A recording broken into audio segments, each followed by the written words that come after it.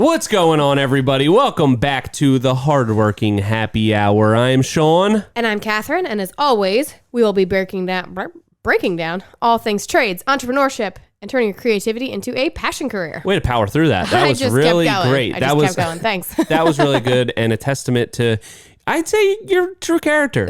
You know, when you stumble, keep going. You just got to keep going. You might fall on your face stumbling forward, but you will rise from those ashes as you just demonstrated. So great job. Absolutely. Thank you for that. Great job. Okay. Well, this week we have some absolutely extraordinary topics to talk about as usual. Yeah. Would you categorize them as absolutely extraordinary?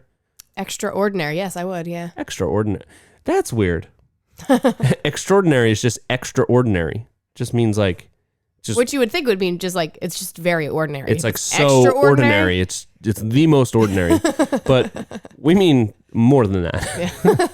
Yeah. Okay. Well, you think we're going to maybe get a little squirrely today? I think so. I think right off the rip, it's feeling that way. Right off the rip, it is feeling that way. You never know what you're going to get when you turn on the mics and we start talking. Yeah. Sometimes it's squirrely, sometimes it's calm, and you never know what you're going to get. Yep. So it's Friday morning. It is Friday morning. So we should address no drinks. No drinks, like at all. I have nothing to drink. My mouth's already dry. Sorry. So sorry about that. I didn't plan too well. I should have grabbed a coffee. Should have grabbed a coffee. We talked about doing mimosas. Yeah. But then we realized it is Friday morning because I'm going away to the Catskill Mountains this weekend. And it's leaf peeping season. What? What? You never heard that? Leaf peeping season? Yeah, the leaf peepers are out.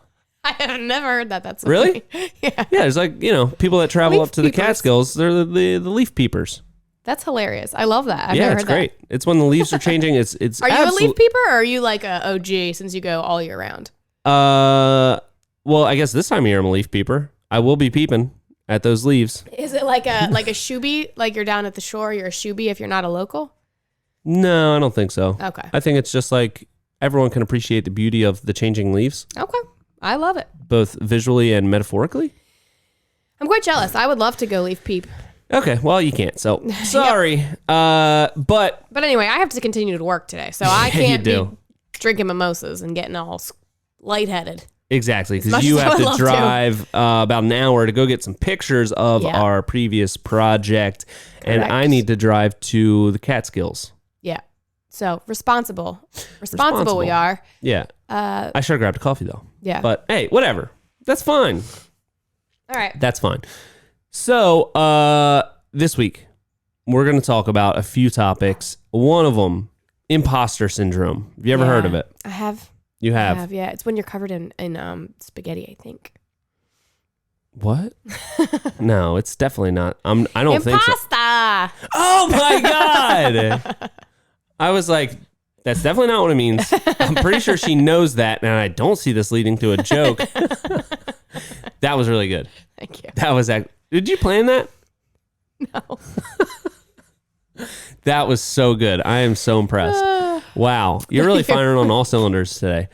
All right. So we're going to talk about that a little bit. It's something that people talk about, especially with business owners, a lot, because sometimes you can feel like, how did I become the person that's supposed to be in charge of all of this stuff? Yeah. How do people look at me like I have the answers when sometimes I'm full of self-doubt and scared? Yeah. Scared. Scared a little just a little scared sometimes. But I think it's very common. It's something that I didn't really think about too much until I heard the term. Mm-hmm. And then, heard probably on a podcast somewhere, maybe in a book, and they talk about it, and it's like, oh, you know what? That is a good way to explain that feeling that you have sometimes when it's like, how did I become this person with all these responsibilities? I'm just like a little baby child. And I have all these responsibilities. Someone trusted me with this whole business, didn't Exactly. And it's top of mind because it's just, I talked about last week, it's a stressful time of year. Yeah. For me especially, because I'm doing all these designs and a lot of stuff that kind of falls squarely on my shoulders. Right. Squarely falls down on top of me. I'm covered in stuff covered in that is falling on top of me. And also, we were just at HNA, and so many people came up and were like, oh my God, I look up to everything you're doing. You guys do such awesome stuff. I want to be just like you when I grow up. No one said that, but they might have been thinking that. But people were just like, oh my God, I admire what you've done with your business so much. And, you know, I'm just standing there like, that's awesome to hear. It's so cool. It's like humbling. It's means that we are doing a good job and our stuff's getting out there, which is all great things. But a little part of me is like, what? Like, I'm not a person, I haven't done anything to be like a role model for anybody, you know? Yeah. And it feels like, especially people that you don't like know personally, they have this image of you in their head that isn't necessarily anything like what I'm actually like on a day to day. You know what I mean? Like they create this hypothetical profile of the person they think I am from my online presence. So they probably think, oh, this guy is just knocking it out of the park. Yeah. He probably never feels like he's doing anything wrong or can't figure stuff out. So that's why it's a little bit top of mind. Yeah. You know? You feel that way? Yeah, definitely. I think everyone feels that way a little bit at some point. Unless you're, I mean, and that's coming from a person who has like endless self-confidence, who is always like, I can do whatever. But oh, wow. Must be great. Good for you. No, I mean, like, you know, you're like that too. You always have that I can do anything. I can do my mind. Exactly. You always have that mindset, Absolutely. but you still have imposter syndrome every once in a while. Yeah. So I was always applying. I mean, I've obviously never owned a business, but I was always applying for jobs that I wasn't qualified for, and you'd get in the interview and be like, let me just make stuff up. And no, you don't make stuff up. You don't, but like, you know, like you can do anything that you set your mind to, but in that moment, you're kind of like, ooh, should I be? But it's almost like a fake it till you make it situation. Kind of, yeah. It is. But I want to. So when we all know your path to business was a little bit, not even different. I feel like a lot of people have that path to business where you like started working for your dad. You were like, this isn't going to work for me. So then you started doing your own thing, and then you kind of did that thing where you create a job for yourself and then you grow it into a business. Yeah. Do you think that you would feel less like an imposter if you like went through the traditional route and went to like business school and got all that kind of stuff? Or do you think that people who go to business school still feel like imposters? I think they probably still do. And when you say it like that, I think it is from pushing outside of your comfort zone. Yeah. I think that's like when you're pushing for like reaching new levels and doing new things. I think that's probably where it comes about. Yeah. I mean, I think this also, it's probably, I feel a little bit like that because of design season going on, and we're charging more for designs than we have before.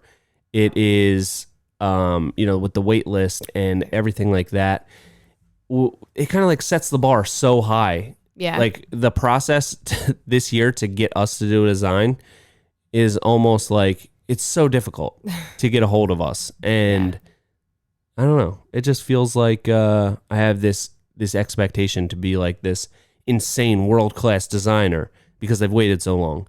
They've paid the money. They've done all the things. Yeah. And I'm not a world-class designer. I'm just out here trying my best. I'm just out here trying my best. You know what I mean? You see where I'm going with that? I do, but in that same vein, then you should always feel uncomfortable because you should always be growing. If you feel comfortable, then you're boring. Don't feel comfortable. You should always feel a little bit uncomfortable. Yeah. So the uncomfortable feeling's good. I think so, yeah. You're growing and things are changing, and that's how things are meant to be. Yeah, and I don't want to, I probably made it sound like this imposter syndrome is just purely like a bad negative thing, but I don't see it that way. I just think it's like you get that feeling sometimes that, how did I get here? How am I the person that is in this position? Mm-hmm. You know, I don't think it's a bad thing. I just think it's like I don't know. It's just like a weird feeling. And sometimes I think that can lead into feeling like overly stressed because you feel like, how did I get into this position? And then also, how do I live up to these expectations that maybe I've set for myself, maybe somebody else has put them on me. So I think more than anything, Something about. it's something to think about. Exactly. Yeah. Yeah. But so you felt that way I would. Yeah. I mean, a little bit. a little bit. Yeah. Okay, but mostly not because But you mostly, have I'm just perfect unbounding and confident. Okay, great. No, did you want to run this business? By the way, it sounds like you might be more qualified. No, I think that. Yeah, I think.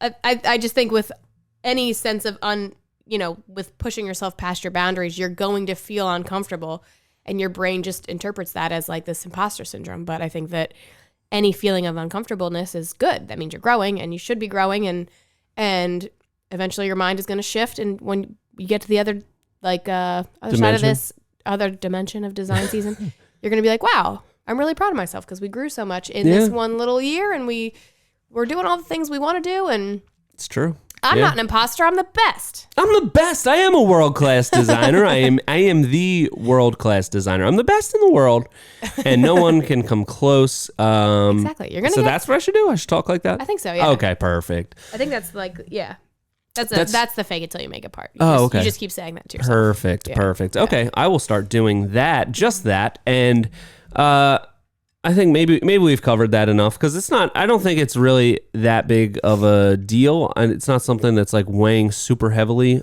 upon me. Yeah. But I think it's just something to bring up because I think when I first heard it put like that and like had a name to it, right, I related to it a lot. It was like, wow, I do kind of have those feelings sometimes. So I think that's just another thing that maybe somebody else listening hears that and is like, I feel like that sometimes. That's a good way to put a label on that feeling so that I can identify it and say, that's just the imposter syndrome kicking back up again. Yeah. I need to take some meds for this. And the meds are what? Doing the work. I was putting the work in. There you go. The work in. I just came up with that. I think that's pretty good, though. I like that. Yeah. I think that's pretty good. That's good. Take 2 of these and you'll be better in the morning. One hard work and one shut up and keep working. I think that's pretty good. That's good advice good. there. Yeah, that's good. Okay. I can't wait to make a clip out of that. That's going to be a good clip. That's going to be a good clip. All right. Well, anyway, so enough about imposter syndrome. Yeah. You brought up design season. Yes. And I know we keep talking about it, but how's it going? It's going fairly well. Yeah. It's going very well. I feel like I'm very proud of myself for sticking to the timelines. Yeah. For putting in the work. Like I just got done saying, the expectations are high. So I need to put a lot of work into these designs. I can't just squeak them out the door and like, there's a deck. Okay. Right. I need to put a lot of work into it. I need them to be very unique. I need them to be... Everyone's got to be better than the last. Exactly. There's got to be a cool factor about it. Exactly. And something that I've also reflected upon is that this is like the most important thing that's setting us up for the entire year. Yeah. It's the jobs that we're going to be building. So how cool they're going to be is determined like mostly right now. Mm-hmm. We can maybe come up with some ideas on the fly, but you know what that does to the schedule? That is not good. For it. So if we can plan them up front, that is good. And then also pricing out these jobs, it like kind of sets our revenue path for the entire year. So I've tried to put a lot of effort into all of those aspects of it this year. So right. I've been doing a lot of the work before the last minute, which I love doing stuff last minute. I don't know if I love it, but I just do it a lot. But I've been really staying on top of it. All of the designs, there's only one more design that needs to go out, the initial turn of that. Everything else has gone out. Mm-hmm. We are doing a round of revisions. Yep. Sent out, I think, my first round of revisions yesterday. And you know what it led to? What happened? It led to a big fat, we'll see you later. We're not interested anymore. Oh. And how did you take that? I actually took it pretty well. Yeah? I took it pretty well. And let me explain it. Because that can be like really demoralizing.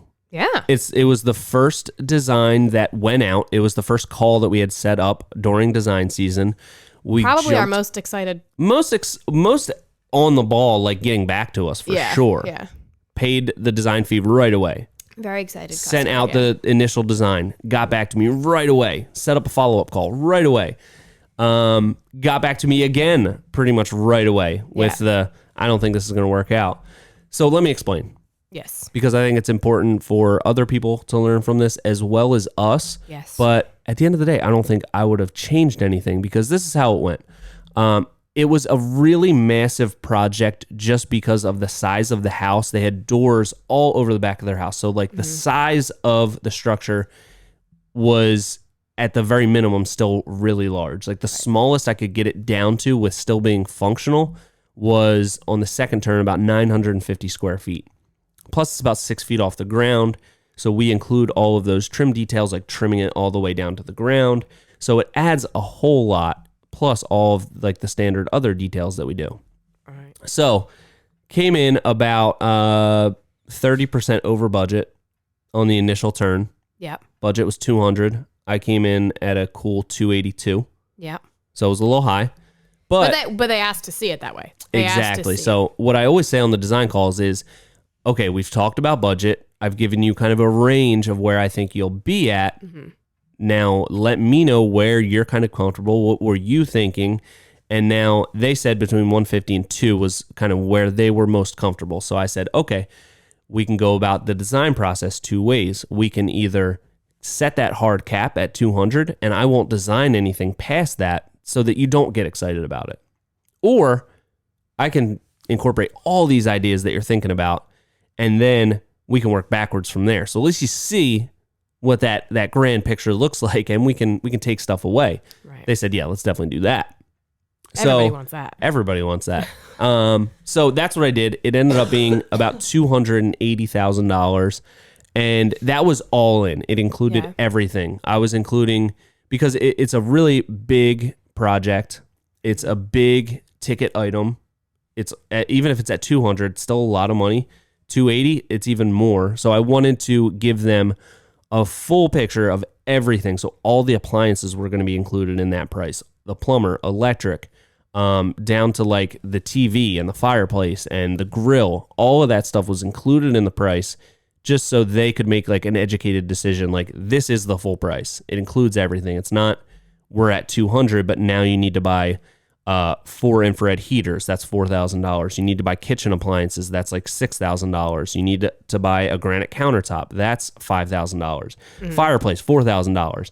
TV, fridge, gas fire pit. Like, that's like $30,000, like right there, right off the rip. Right. So I could have potentially made it appear like we got it in budget at 200 and said that those things weren't included. And then it still would have ended up being at 280. So I figured with this size project, and they were really specific about those features that they wanted. So it wasn't like, you know, the client can pick those later and we can decide what they want. They were pretty set on the things that they wanted. So I said, okay, I already know what they want. Let me just include it in the pricing so that they can make a fully educated decision.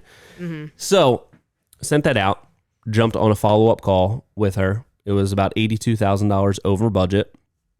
And we jumped on a call. We talked through the design. I talked about some areas that we could cut back some square footage where it would impact the functionality the least. She was really into those ideas. She said, yeah, let's see it like that. So I did those kind of minor changes. We were able to get it from 1,200 square feet down to 950 with the covered portion of it still remaining pretty much exactly the same, which was like the main area of functionality for the space. So after that, she said, yeah, that sounds great. Let's see it like that. So I made some changes to the design, got it down to 950 and brought the overall price down to about 238. So cut whatever, $45,000 off the price by making very minor changes to the overall design. And I said, I just want you to see it like this first before I make major changes to some other areas to get it down to 200. Let me know what you think of this. And she said, you know, I think it's just out of our budget. I don't want to cut more out of it because I think that'll start to make it lose the pizzazz of the design. So she said, we'll let you know if we change our mind. And I said, that sounds great. Let us know if you want to, you know, restart those design talks and we can maybe come up with another concept for you because all the revisions are included. Mm-hmm. You know, they paid the design fee. So, and she was super nice. Yeah. The time I talked to her. So, you know, maybe they'll come back around, But I also look at something like that as we did everything that we said we were going to do. I don't think that we made a misstep or misled them in any direction. I gave them the two options on how they wanted to go about the design. They wanted to see it with all those features. And it turned out sick. Yeah, it was cool. It was crazy. It was so cool. And they loved it. She even said, I freaking loved it. I looked at the renderings first, and then I pulled up the build estimate, and then I almost lost my mind. She said it in kind of a joking way, but so they loved it. And I think maybe their head was at like, we've really loved this concept so much, we would rather like sit on it, think about it for a while, rather than like water down this design, which I think they looked at it and were like, this is exactly what we had in mind. This is exactly what we need. Yeah. So we'll see if they reach back out again. Yeah. Always leave that door open. Yeah. And I mean, it's important to not like wiggle on your price. Like that would have been a huge job. We would have been there for a really long time. So you can't just be like, okay, well, you know, we got to get this job. So exactly. And that, I think that it worked out the way it's supposed to work out. The big jobs like that are the biggest traps because you can look at it and a lot of times that big job is so exciting. It's like, that is so cool. It would be a cool opportunity just to be able to build it. And then with the big jobs like that, you start to like kind of simplify things in your head. Like, I have in here 5 days for decking. It probably won't take 5 days. I bet we could do it in 3.5. And then this other part, we could probably, and then you're talking yourself into shaving maybe 2 weeks off the job. And I had estimated it at 12 weeks. Yeah. Which still, it probably would have ended up being kind of tight on 12 weeks. It was a big project. So I think it's for the best. I didn't budge on the pricing at all. I gave them options to get the cost lower, but in the past, I'd say like 2 years ago, maybe 3 years ago, before we had done many jobs at this size and scope, I would have looked at it like, all right, you know, maybe we'll take that 238, maybe we'll just bring it down to 200 just so we get the job and we do it. Yeah. It'd be a cool thing for our portfolio, but I think at this point, we don't need that anymore. Yeah. Especially on such a large scale where those are the jobs that can turn into traps. Definitely. You can just be there forever. And especially if you go into it trying to talk yourself down on how long it's going to take, or maybe I can get my material order like really, really dialed in so I don't have any waste and I cut down on costs there. That ends up never usually working out. And it just leads to a lot of problems.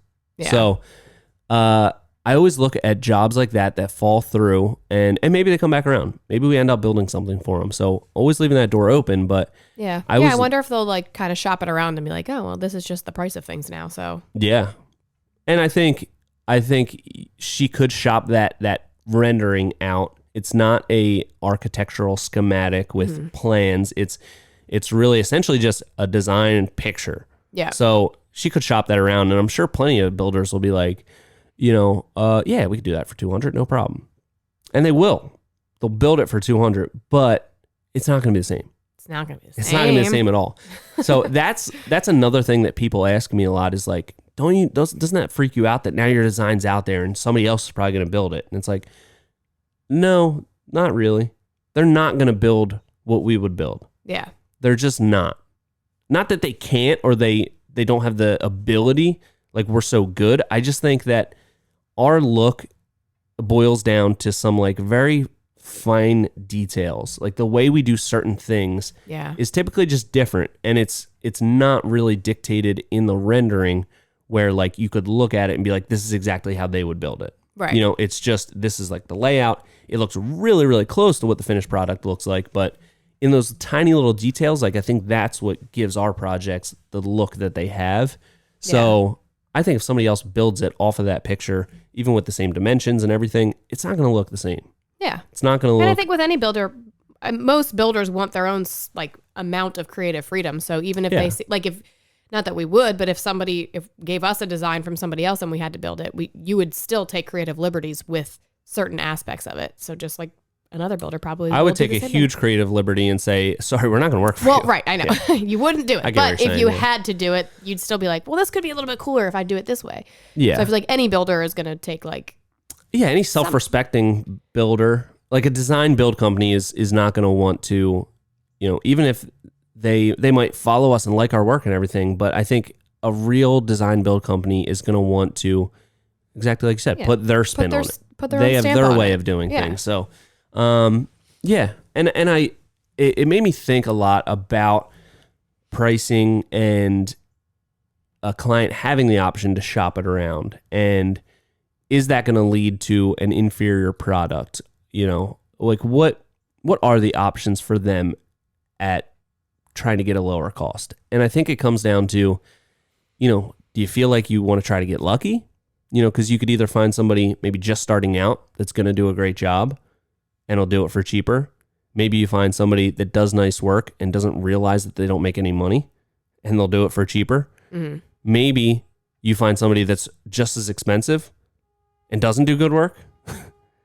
Or you find somebody that is, another reputable builder and you realize that it's in the same ballpark. So, because I always think about me 4 or 5, 6 years ago when I wanted to get my foot in the door, my prices were insanely lower. Right. The quality of the build wasn't what it is now.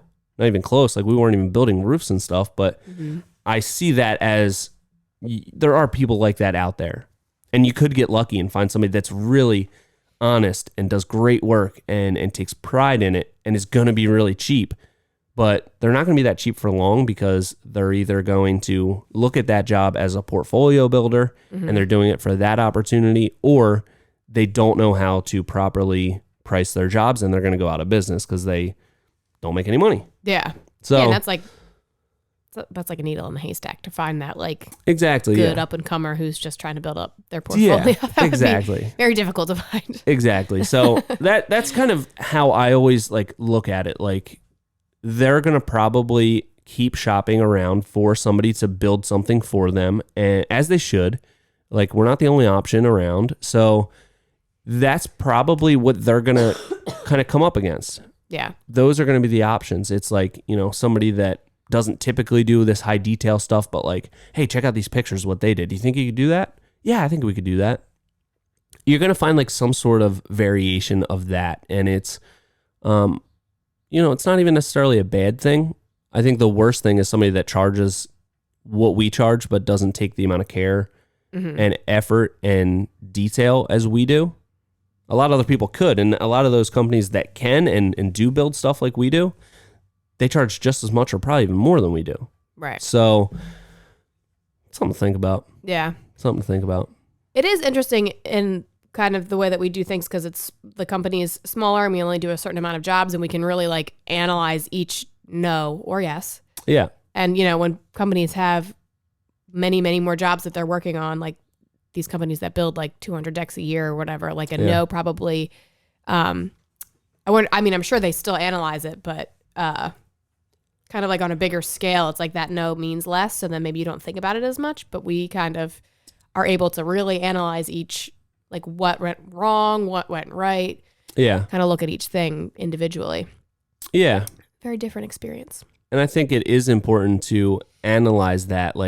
It was kind of, I thought it was a little bit out of left field. They were really hyped on the initial design. That's why it caught when me off guard. I did the revision, I didn't want to deter too much off of that, because a lot of times when people say budget's 200, they love this design. They'd rather spend 240 than get it down to 200 with a butchered version of that design. So I wanted to at least show them what it looked like with doing a minimal amount of design changes and just reducing the overall square footage, but not losing out on a lot of functionality, right. Showing it to them like that. So that's what caught me off guard a little bit. But I think at the end of the day, when it comes down to stuff like that, especially on a huge project, I always have a feeling it wasn't meant to be. Yeah. There was something that we just weren't meant to do that project. And the bigger the project is, the more stuff can go wrong, the longer you're trapped there. We already have done a couple jobs like that before. Yep. They turn out great. They're so cool for the portfolio and the pictures, but they can be in the middle of the summer when it's super hot out. That one was out in the woods, so there's probably skeeters everywhere. Probably a lot of You're skeeters. swatting mosquitoes all day, and you're probably like, why do we do this job? This job is not for us. So something to think about. And there's a lot of other cool designs out there on the table right now that are I think all the other ones are really cool. I'm really happy with Yeah. all the designs so far this year. The one that we're talking about now had like the perfect place for that water feature that I wanted. So Yeah. I'm a little sad to see that go, but Yeah, and you know, they don't that's even okay. realize that they would have kind of gotten a free water feature probably. So Catherine was obsessed with the idea of putting a water feature in this very particular spot on this Yeah. design. I had it all And mapped out in my brain. Ugh. I was like, that is very cool. We haven't done a water feature before, so I'm not totally sure what that even entails. And we're already so over budget. I'm not going to throw in a water feature, but we can keep it in our bag if we're like a little bit ahead of schedule on the job. Things are going really well. It'd be a really cool surprise, which I'd say 95%. We probably would have ended up doing a water feature there. We would have done it. So they missed out on a water feature that they don't know about. So that's another thing that I think is really important, to not budge on your price, because it leaves that flexibility open. Yeah. You know, if you price it effectively and you're really charging what you should charge, then a lot of times you might have that little bit of wiggle room in there where it's like, okay, we plan this to be a 12-week job. It looks like we're actually going to be done in 10. I don't want to say it like that happens often, but Yeah, I was going to say, when does that happen? it hasn't happened. It hasn't happened yet, but you know, that's why we're trying to get better Right. at the pricing, and the pricing really comes down to the labor estimation. How long is the job going to take us? The materials are fairly easy to estimate. You know, we have the square footages, we have all of those hard numbers. It's the time. It's the time. It's the That's time. what gets us. So each time we look at a project like that, especially of that size, and we've done more of them. We have more of them in our back pocket that we've done that we can kind of pull information from. And, you know, me and Aunt will look at it and be like, yeah, you know, I think, within 2 weeks we could have the deck completely framed up. We'd be starting on trim, you know, and then we kind of talk through it and we're like, yeah, I think 12 weeks sounds very realistic, very doable. Right. So I think hopefully we get better at that. So maybe next year we are ahead of schedule on some jobs. That would be amazing. Yeah. And I think even if we were behind schedule, I was kind of psyched about the water feature. It would have gotten a free water feature out of it. So I know. they missed out on that, but know. that's okay. We'll find somewhere else to put it. It's fine. Yeah. Yep. But I think it's important to just like do that post-game analysis of, you know, this person was in the pipeline for a while. I'm not sure how long they were on the waiting list, but they were a long hauler. They were a long hauler? They were, yeah. Kind of like COVID long hauler? They were a premier long hauler. Yeah, they were, yeah. They were in it. Maybe, you know what it could have been? It could have just been waitlist burnout. Could be. They're just finally at the wit's end. So they went through all of the steps that we wanted them to go through. We went through all of the things. I delivered the design on time. The design was killer. They loved it. They wanted to see what it could be. Yeah. We worked back from that a little bit. It wasn't like an end all be all, like this is all we can do, take it or leave it. It's like, hey, before I make major changes to it, to really reduce the footprint or, you know, reduce the scope to get it under 200, let me show you this. And they were just like, you know, we're just going to put it on hold for now. Yeah. So I think it's important to do that analysis, see if there's anything that you can learn from it. I think in this case, we did the right things. And absolutely. I don't think we did it. I wouldn't do a single thing different. I wouldn't either. So I think it's good that we talked about it though. I think so too. Because a lot of times that can be a little demoralizing. Yeah. To be like, I am a little sad about it. That's not sad. That's not the right word. I was really, you know, my heart was set on that water feature. Yeah. And I think it would have been a cool job, but it would have been a cool job, but especially on those large projects when they fall through, I never feel bad about it because I'm just like, it's a huge job. Yeah. Like we want everything to feel like destiny that led us to this job. If we're going to be there for 12 weeks and potentially if we're going to be there for 20 weeks because we super underestimated it, I want to feel like it was destiny from the beginning. So, but don't you get a little attached like to the design? Aren't you a little bit like, oh, my little baby out there, it's never going to come to fruition? A little bit. I think there is a part of me that I feel like with every design that I do, it's like a piece of me has left me. Yeah. And you're like an artist. It's your piece of art. Yeah, it is. But now it's completed. It's still out there in the world. It's true. And you can take elements of this and use it on a different job if you wanted to. So exactly. Okay, that makes sense. So I think I used to be way more like attached to certain projects because I think just because we weren't having those opportunities as often. Mm-hmm.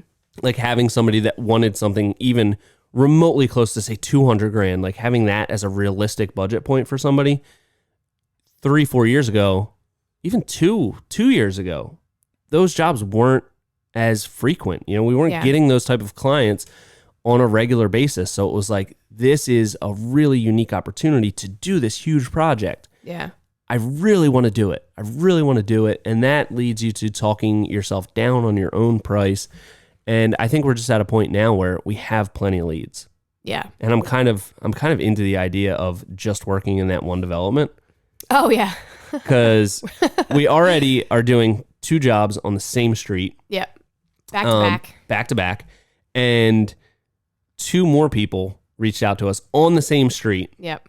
That want to do jobs. And which that's hilarious. It's like it's a development with several streets. They all have the same street name.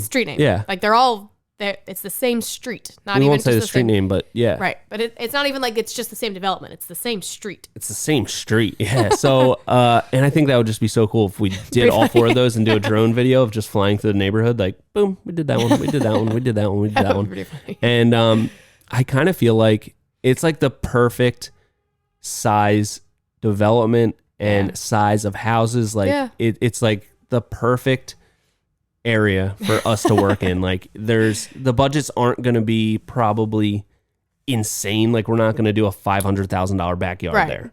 I mean, maybe. Depends on what people want, but you never know. But it's like right in our wheelhouse of like deck with a roof over it, with a patio, with outdoor kitchen maybe. So right in that like say $100,000 to $200,000 range, depending on what the scope is. Like it's the perfect type of development for those type of jobs. You know, all the clients it's like that younger kind of generation of home buyer that are probably going to be there for the long haul. And I could see we could literally probably work in that development for the rest of our career. Maybe. We should buy one of the houses and then just set that up as like our office and HQ. That can be our new HQ. We won't need mobile anymore. We won't need the mobile command center. No, but we'll have a place to store all our extra stuff that we just move from. Our mobile command center could just be like a wagon that we walk because we won't have to go that far. That's true. So another benefit. That would be like, we'd be like going green. Yeah. Good for the environment. So, yeah. All right. Something to think about. Well, I think that I'm going to build a pond in my backyard. So then when I do get this water feature, I'm ready and I know how to build them properly. Okay. So I'm going to practice on my house and then I'll be ready to go for whoever wants a water feature. Okay. I think that would go a long way with the crew. You think? Yeah. If we incorporated a thing and like. And I was like, I already built one in my house. And everyone was like, I don't know what to do. And you're like, get out of the way. I'm in charge of this. I'm the expert now. Yeah. It's like kind of like a I'm the captain now situation. Yeah, yes. Like, what's that? What is that? That movie? Tom Hanks. Tom Hanks doesn't say that. It's the other guy. About like pirates, right? Somalian pirates or something. Pirates, yeah. Yeah, he says, "Look at me, I'm the captain now." That's so. Oh my god, I'm gonna do that to Anthony. He does say that like that. Look at me, I'm the captain now. Yeah, that's so badass. It's pretty cool. That's like the coolest thing you could possibly say to somebody when you're hijacking a cargo ship. Don't want to encourage anybody to do that. Don't go hijacking cargo ships, but if you're gonna do it, it's pretty good. It's pretty cool. I wonder if he really said that, or they just did that for the movie. Is it a true story? I don't know. I just assumed it was. I don't know. I don't really know what the movie is about. I don't know. Other than pirates. It's called like Captain something. Captain Kirk. I don't think so. I don't No. think that's right. Okay. Captain Kirk is from Star Trek. Star Wars? Star Trek. We need, you know what we need? A real-time Googler? Yeah, we need a Jamie, like on Joe Rogan. Jamie, look that up for me. Yeah, pull up that video. Yeah, see what I'm saying? Okay, yeah. Yeah. We need somebody like that. We do need somebody like that. Okay. That can be Jerry's job when we get a Jerry. Jerry, yeah. I love how we have, like, we've mentioned that so frequently, the Jerry thing, and it's such a very hyper-focused reference to one thing that we said one time. So, like, nobody's ever going to get it unless they happen to listen to that one episode where we talked about getting ourselves a Jerry. Okay, and we'll keep it that way. Yeah. Okay. What else we got to talk about? I think we've dissected these designs pretty well. Yeah. We did a good, what do you call that? A postmortem. Postmortem? Yeah. Is that what they call that? I was thinking like a post-game wrap-up. Postmortem is like when once you're it's dead. Yeah, Oh, okay. exactly. That's what I'm right. talking about. Okay. Yeah. An autopsy. We beat that to death, and now we talked about it. Yeah. To death. Yeah. Again. Yeah. Okay. Yeah. All right. Well, I mean, this winter it's going to be. There's so much happening. Design season. Yeah. And then we're traveling so much. We're traveling a lot. So much. Yeah. How does that add to your stress level? I'd say the nice thing about, so, I mean, I don't know if we've mentioned this before. We're a little bit behind schedule this year. We're a little bit behind schedule. Just a little bit. We're at the point of the year where, at this point, nobody really cares. They're all going to be ready in the spring. So well, it's like, nobody's like, oh, I have I don't know, what's something that happens in January? I have a Martin Luther King Day party planned on my patio. Like, nobody's doing anything planning to be outside. It's like, oh yeah, if it was there, that'd be nice. But nobody's like, Labor Day is passed. Right. Everything's kind of passed. So people are like, okay, it's going to be ready for next spring. Mm-hmm. That's what I'm jazzed up about. So that takes a little bit of that stress off. Yeah. And we've been in contact with the clients saying, hey, this is the expectation, and I think everybody's kind of cool with it. Right. So obviously everybody would like to have it as soon as possible, but I think they look at the value of waiting for us as a value. Yeah. Are you getting that? Well, you're the one that's talking to them. Are you getting that? Yeah. Perception It from, doesn't okay. seem like bad. It just, to me, it feels like so chaotic when we leave because it's, I don't know, like a shift from... A mindset shift. It's a mindset shift. Yeah. And there's so, like, we just went to H&A. Then we have Deck Expo, IBS. You have to go do some talk thing. I don't know if I'm going. Yeah, I don't know if I'm going to that, but that's another one. Then there's the decorators event. So it's like... In Mexico. It's just like, there's like so many things. And it's like, okay, you feel like you get in a groove. And then it's like, nope, just kidding. You got to go travel somewhere. So... Yeah. I don't know. That for me, that's like a mental block. It just feels You know what's like nice though? All those things. What? They're pretty fun. They're all so Yeah. fun. I'm So that I'm makes looking it- forward to all Yeah, of yeah. them. But it's, it's just you feel like you get in a groove, and then I feel like I have to like hyper plan for when those things happen. And they're all condensed at this end of the year time. So it's They are, yeah. that gets to me a little bit, but Okay. it's fun. It's exciting. You want to talk about it? I think that was it. I think That that's was all I it? needed to say about it. Okay. Yeah, you pretty much have like no issues whatsoever, no stresses, no self-doubt. You're just like, no, that was enough. Yeah, it stresses me out a tiny bit, a little bit, but I just, you know what I do? I plan better. Yeah. Sean, you should try that. I plan better, and then that kind of takes care of it. Yeah. You idiot. No, I would never say that. You didn't have to say it. That was the whole thing. It was just implied. I implied it. yeah. Sorry. Uh, For that I do apologize. But yeah, it's going to be really cool. And what is it? It's like just over a week we're going to Deck Expo. Yeah, that's So really coming up. if fast. anybody's going to be there, Vegas, Deck Expo, please let us know. It sounds like a lot of people are going, and I don't know how we're gonna, like with H&A, we were just stopping and talking to people constantly. I felt like we didn't even get to do that much. And then like with Deck Expo, I feel like it's just gonna be the same thing. I was even I looking think up you're like, getting a little full of yourself. It's going to your head. obviously. You're like, I'm not going to, you might need to hire security. You think? Probably. I will, yeah. I'd say it's better to be on the safe side with Yeah. that. Yeah. I did go from last week talking about how people wouldn't even shake my hands to now I'm like, Yeah. probably need Now security. now you're not allowed to. Now you have to keep your distance. Yeah, that opportunity has passed. Yeah. No, So- I would like, there's so many classes and stuff, and I was looking at classes, and I was like, will we even have time to do this? We have so many other things, and No, we're not going to have any time for that. We're not. I just try to learn here. Yeah. I think that all the learning, not all the learning, because they do have like some seminars and stuff where you can get a lot of value out of that stuff, but you really have to go and like, it's hard for me to be at a place like that and like sit in a room somewhere for like 3 hours Yeah. and just like learn. Not you know me. what? I love learning. Yeah, thinking about that, I was actually never good at being in those type of environments, Yeah, school and stuff. that is a I very didn't do school well. environment. I actually did pretty well, but I was not a good student. No, The teachers didn't you like loved me. college. You stayed for so many years. I know I did. And I almost got my associate's degree, which I think is higher than a bachelor's. I think that's top tier. Yeah, because it's like, like a law firm is blah, blah, blah, and associates, not That was blah, you, blah, yeah. blah, and bachelors. That's just a great seems way to like think you're, about it, you're yeah. out there just living with your friends and your house is a mess. So yeah, anyway, I was never a good student. Teachers hated me. I feel like those things, I just want to pack all the knowledge. I get so much out of each one, and I really want to just get all the knowledge. But I don't think I'm going to have time to take classes. So suck it up like a knowledge vacuum. Exactly. You want to be a knowledge vacuum. I want to be a knowledge vacuum. And and some of them are like, you got to be there all day. Some of them were like very long classes. Yeah. That's never going to happen. I'm going to be out on that. But sorry. like a nice little 2-hour lecture, I would love that. Yeah.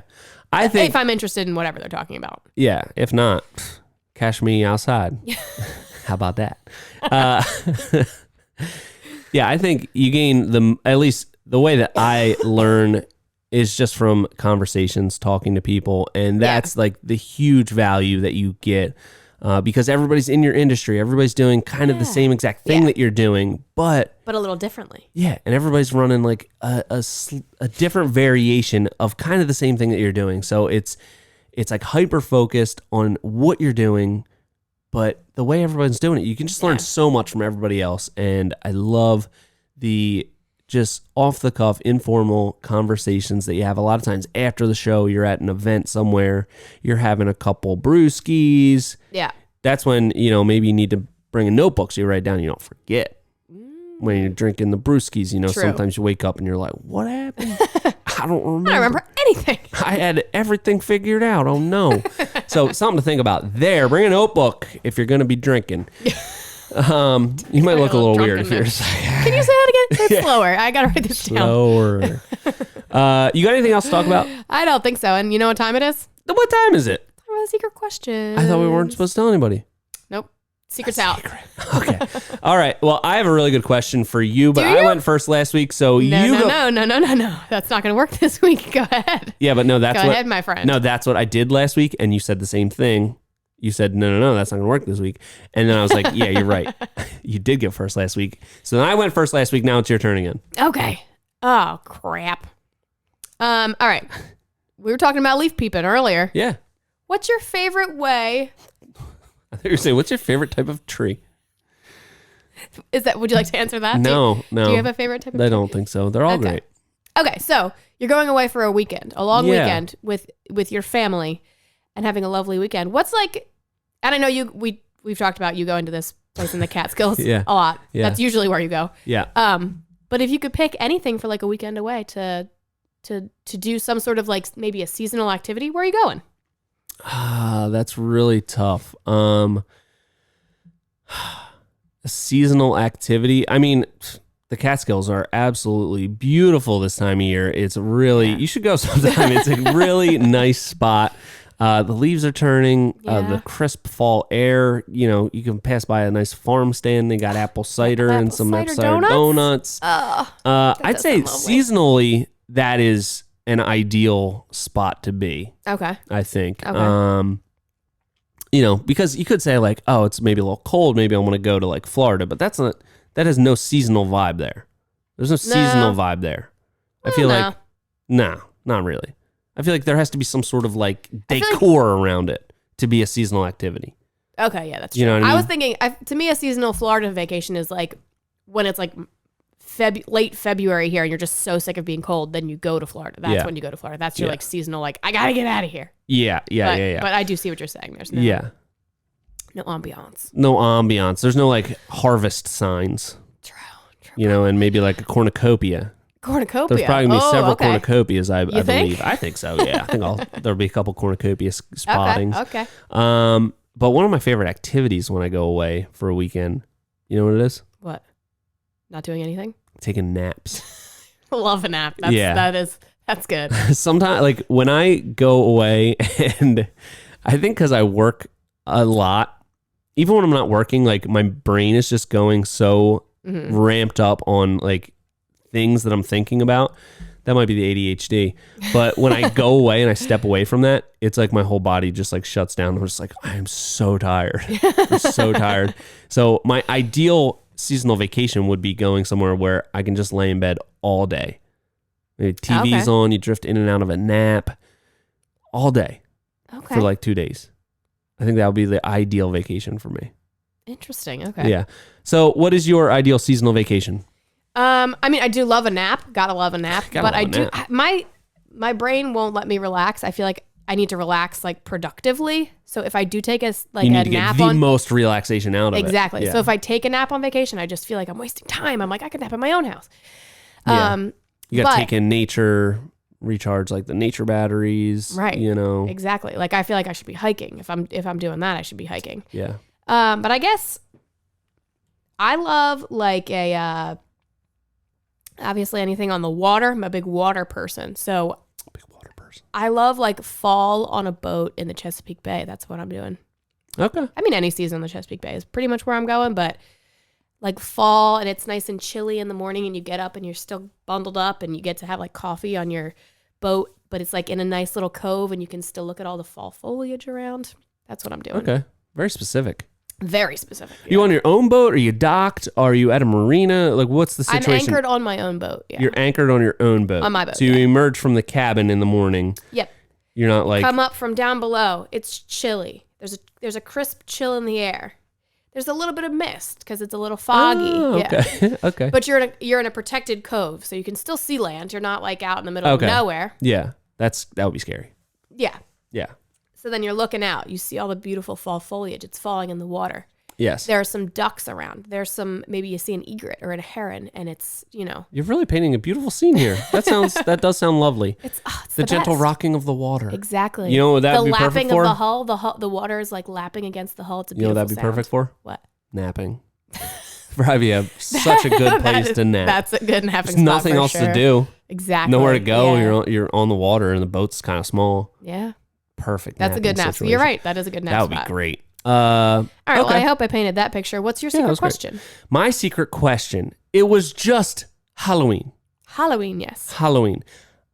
We didn't talk about this, but I went on a very, very dangerous binge of candy eating for like the past week straight. Yes. It's bad. It's hard. I feel terrible. And my whole body is just not feeling Do you feel like good. you can't stop? Like it makes you feel bad and then you're still like, well, I already feel bad now. So then I get into those kind of moods. Yeah. When like, especially when you've gone so deep down that hole, it's like, there's no point in like stopping right now because I'm about to go away for the weekend. Like I might as well just eat so much candy that I get physically sick and I can never eat it again. Yep. Or, something like that. So I am a very extreme type of person when it comes to habits and eating candy. So, okay. I got a little sidetracked while I was asking my question. Sorry. What is your go-to candy?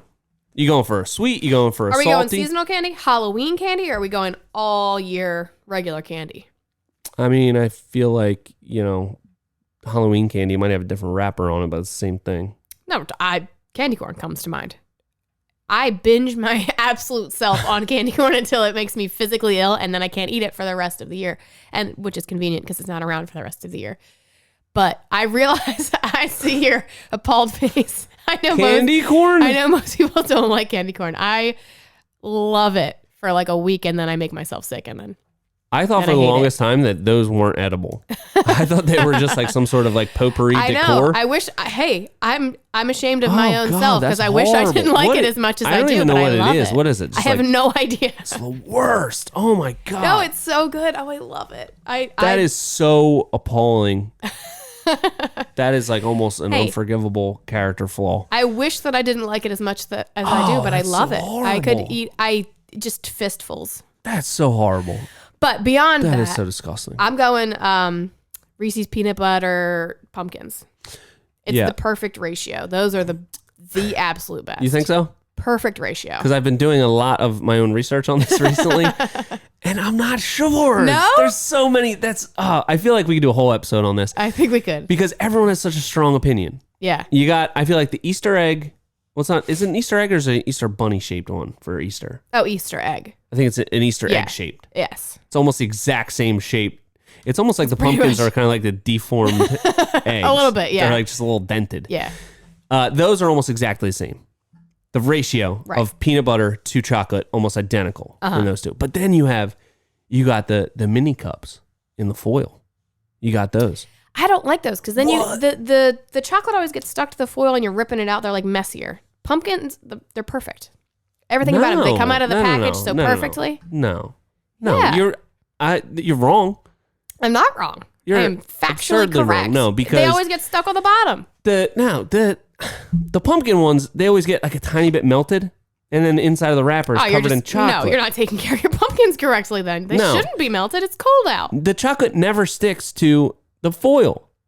It's not touching the top is touching the foil. It sticks to the paper part. Maybe a tiny bit. Yeah, it does. Never caused a problem for me. Because then when you get done eating them all, you're like, oh, there's probably like a little bit of remnants still left in the paper things. And they're strewn across the table. And you're like, let me get it. I could maybe scrounge up one extra one if I compile all these little parts. You really do have a problem. I know. So I'm not sure what my favorite. I think that it might just be the OG cup. It's got a little bit of a thicker edge of chocolate. What about the thins? You ever have those? Nah. You don't go thins? Nah. You know what else I don't like? The dark chocolate ones. Nah. Trash. You know what are the worst? What? The white chocolate ones. Oh. White chocolate's like the worst invention That's atrocity. ever. That's horrible. No good. Whoever invented that should be put into prison. Yeah. Don't like that. Horrible. I don't even know what white chocolate is. Nobody does. Because nobody cares. Everyone's like, just get it away from me. Yeah. Don't want it. Oh, you know what other seasonal candy I love that everyone else hates? What? Peeps. Love Peeps. That is...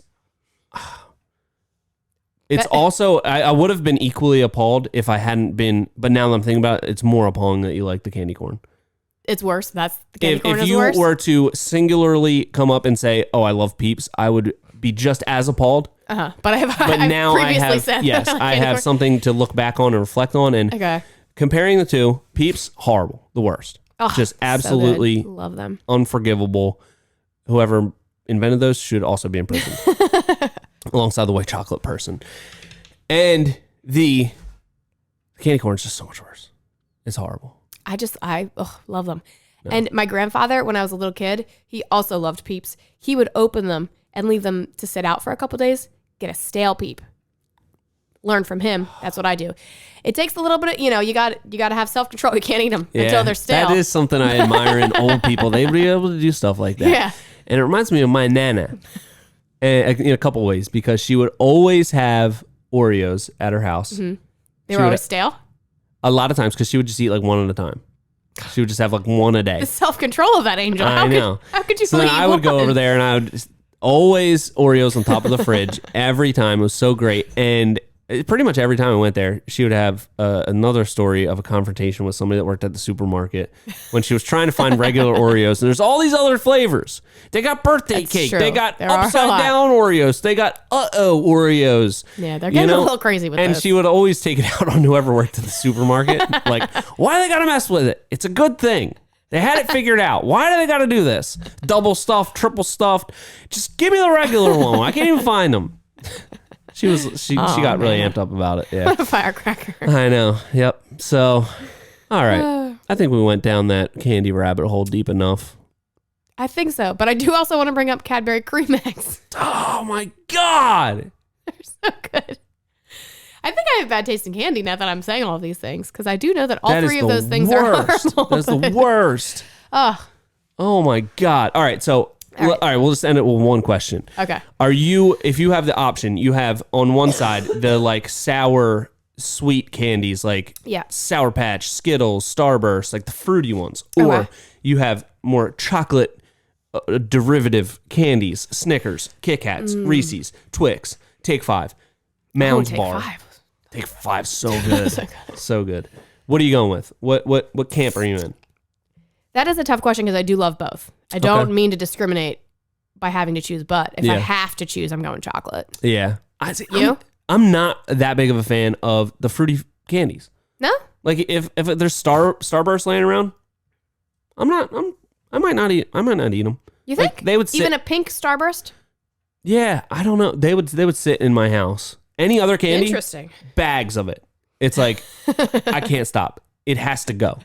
Yeah. And there's only one way for it to go. It's through my body. But like Starburst and like sweet candies like Swedish Fish or Sour Patch Kids, don't usually have too much of a hankering for those. So Okay. all right, well, Interesting. I'm glad we know this about each other now. And that I've got it all everyone, figured out, I think. I've said this many times, but if anyone's actually still listening to this, you deserve We'll buy you some chocolate. you deserve a Nobel Prize. All right, well. All right. We got work to do. Have fun in the mountains this weekend, Sean. Okay, have fun. Hopefully, make sure you're working still. I'm going to be gone, but make sure you're still working. You're still on the clock. Yep, I am. Till next time, this has been the Hardworking Happy Hour. See y'all next week. What?